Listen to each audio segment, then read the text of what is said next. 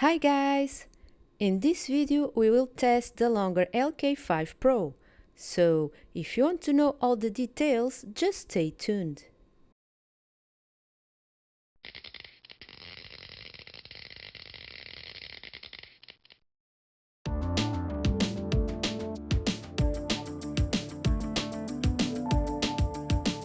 Hi guys, welcome back. My name is Rui and this is the Rui Raptor YouTube channel. If you want to help us out, you can by giving this video a like and subscribe to the channel. You can also help by joining our Patreon page or by clicking on any of the affiliate links posted below in the video description. Hi guys! I'm Sandra and in this video we will assemble, test and review the Longer LK5 Pro. We will also show you the first fixes and the pros and cons of this printer. But before that, let's start with the unboxing. Inside the box at the top we have a memory card and card reader, the Z end stop and the spare filament runout sensor, a spatula, one lead screw. Then we have a couple of support rods,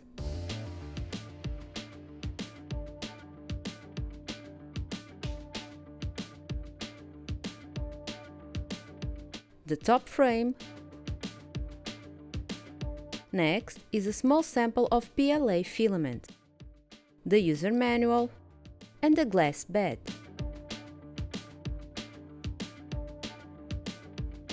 Next is the power cord. Then we have some tools, zip ties and several screws. The Z stepper motor, the lead screw top bearing and the base of the printer.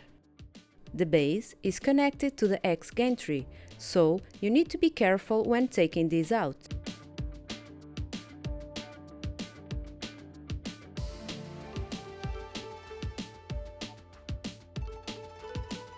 And finally, we have the spool holder and the display.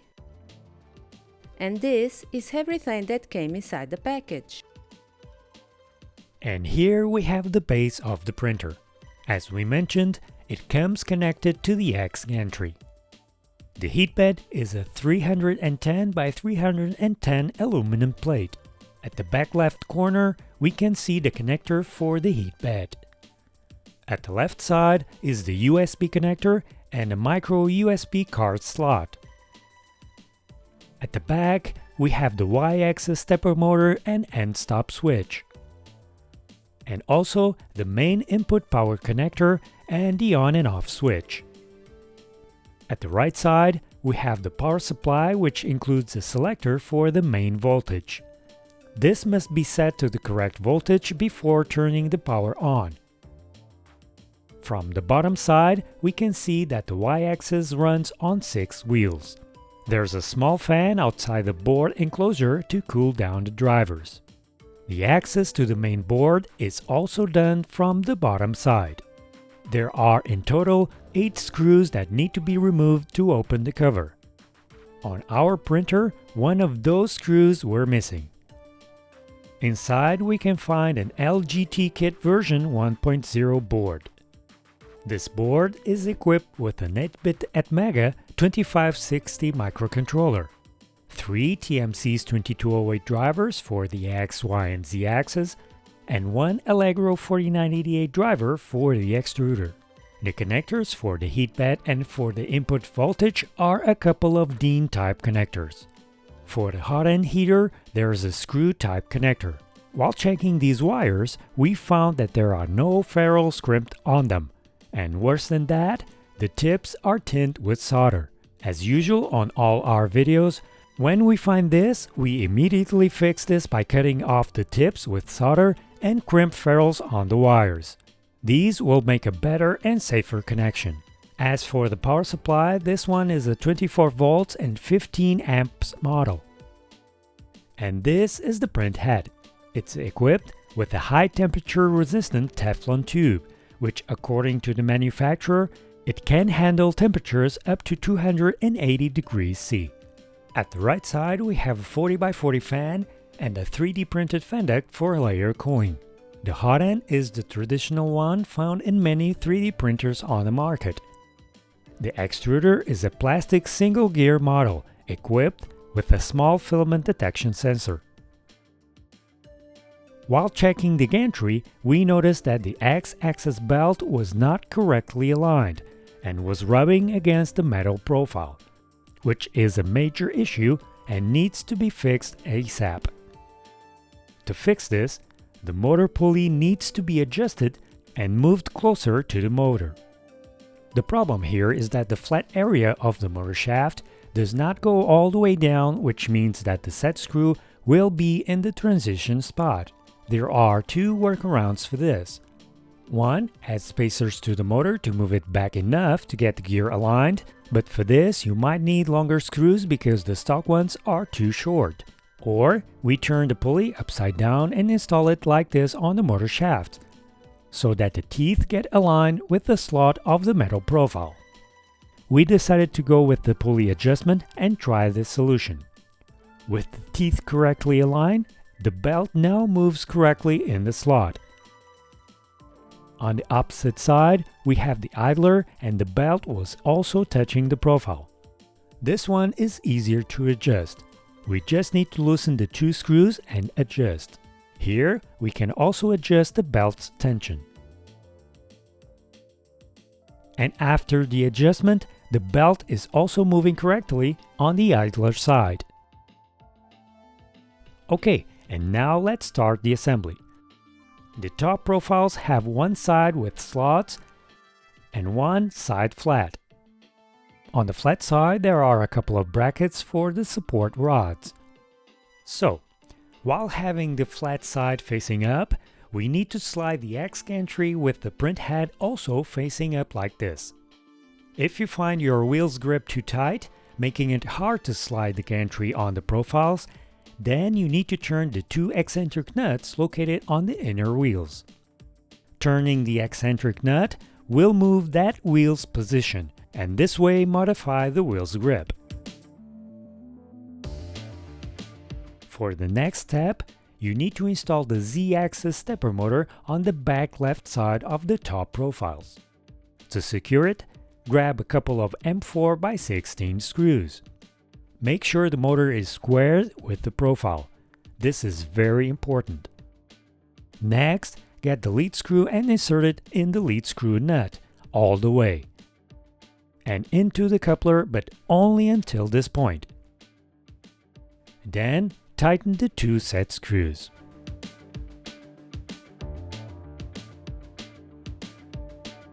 Next, grab 4 M5 by 20 screws and locate the holes on the base.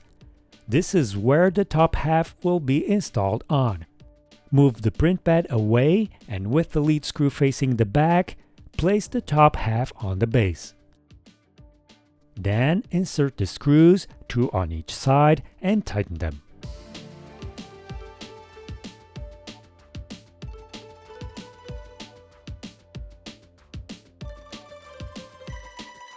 Before moving to the next step, make sure that the distance between the vertical profiles is the same at the bottom and at the top.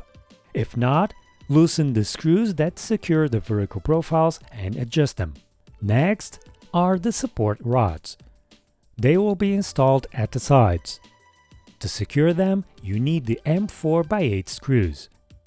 These rods are adjustable, so you need to adjust them to the correct length. Then secure them at the top and then at the bottom.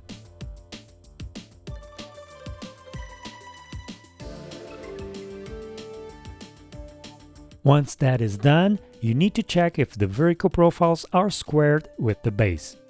If not, you need to adjust the rod's length or adjust the position of the bottom support plates.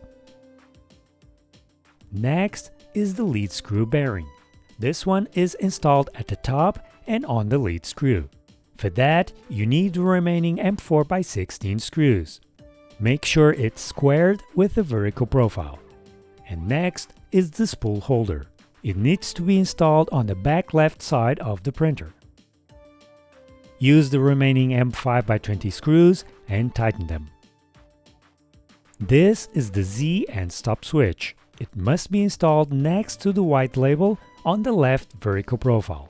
This label has a marking, so you need to install the end stop using this as reference. And finally, the display. For this, you need a couple of M5x6 screws. The display is installed at the front left of the printer.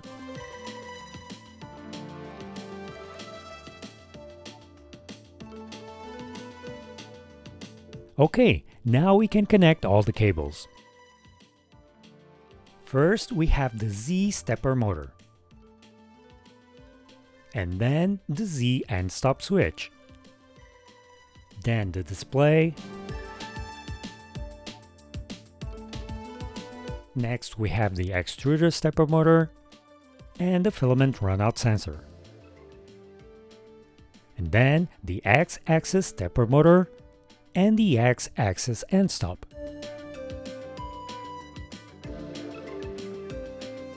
And finally, the heat bed.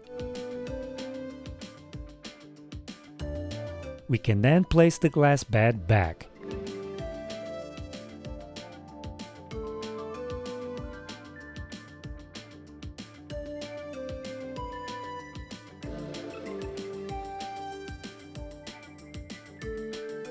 And the assembly is now complete.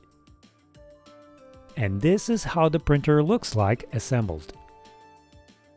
The print volume of this printer is 300 by 300 by 400 millimeters.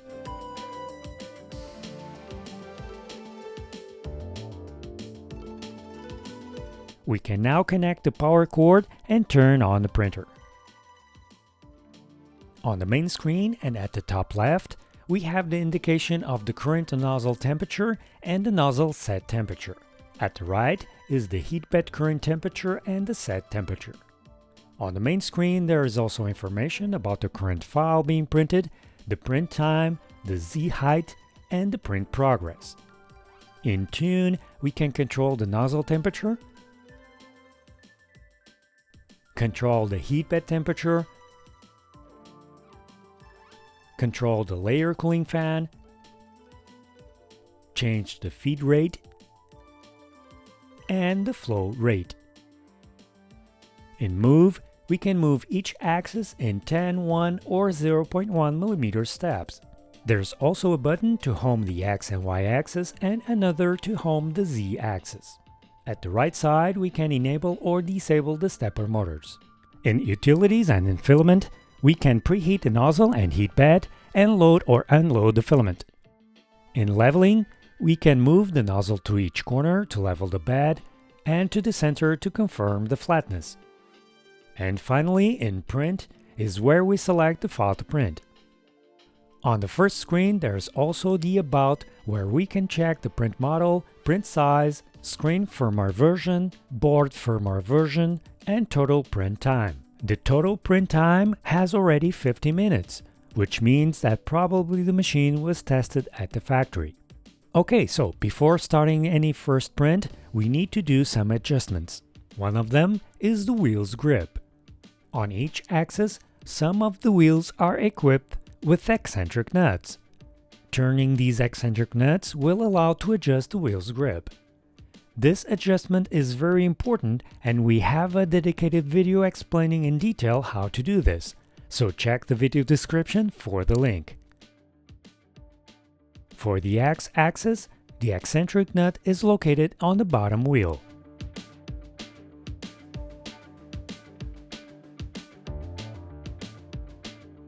And for the Z-axis, as we mentioned in the beginning, you have eccentric nuts located on the inner wheels.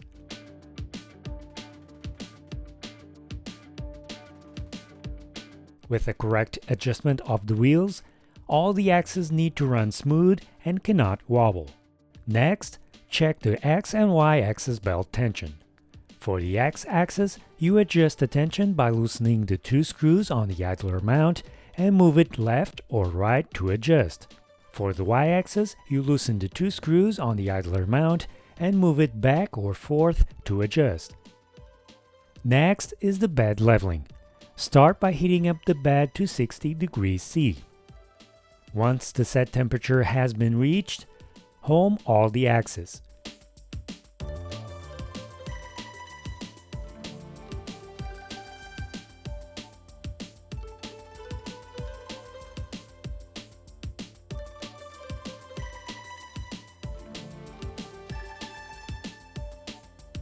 And then select the first corner in the leveling menu. Use a 0.1 mm thick piece of paper and turn the leveling knobs until you feel the nozzle touching the paper.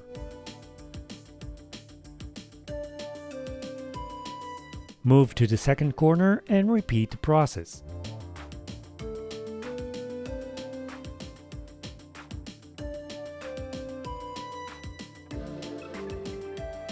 Do this on all four corners and as many times as needed until all four corners are leveled.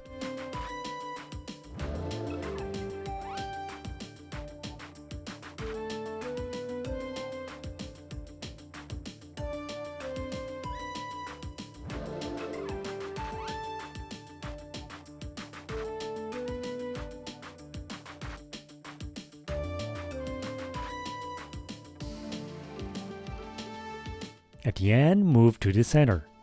This is just to check the glass flatness. In our case, the glass was okay. Okay, now the printer is ready for the first prints. To dial in our slicer profile, we started with the Ripple cube. Next, we printed the traditional Benchy.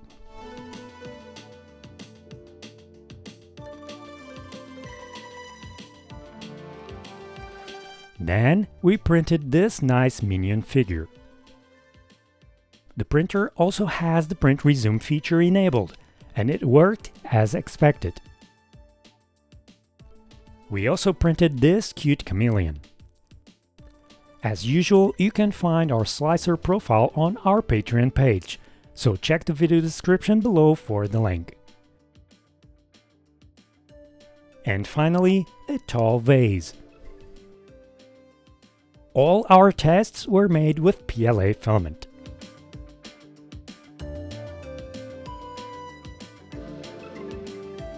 As for the results, the cube turned out okay, except for a little bit of ghosting.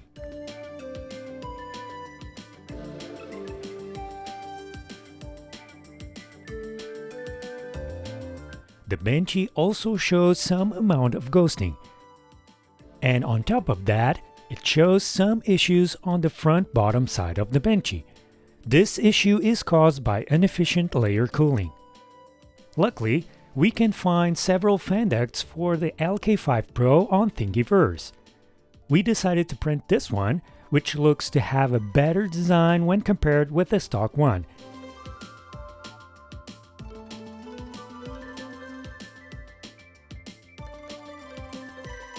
With the new fan duct installed, we printed the Benchy again, and this time we can see that it was able to print the front of the Benchy without any issue.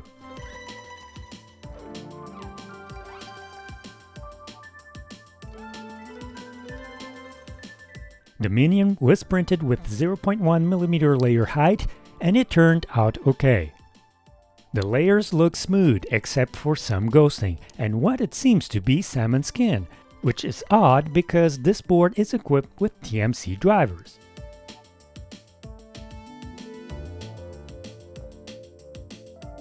The Chameleon, which was printed with 0.16 mm layer height, also turned out okay.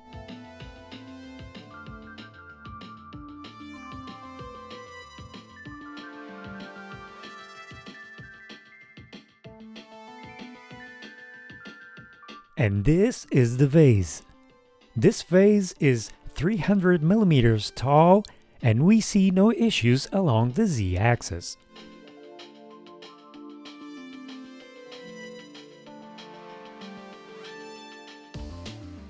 As for the pros and cons, and on the positive side, we have the printer is easy to assemble, and it will only take a few minutes to get it ready to print. The structure is simple, and the support rods are a good idea considering that this printer has 400 millimeters of print height. The printing volume is quite generous with 300 by 300 by 400 millimeters. The manufacturer used a better PTFE tube, which means that this will last longer and will support slightly higher temperatures when compared with the standard PTFE tubes. And the printer is equipped with silent TMC drivers for the X, Y, and Z axis. On the negative side, we have the X-axis belt was not correctly aligned from factory.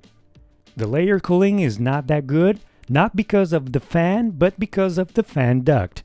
However, there are other models that we can print to improve this.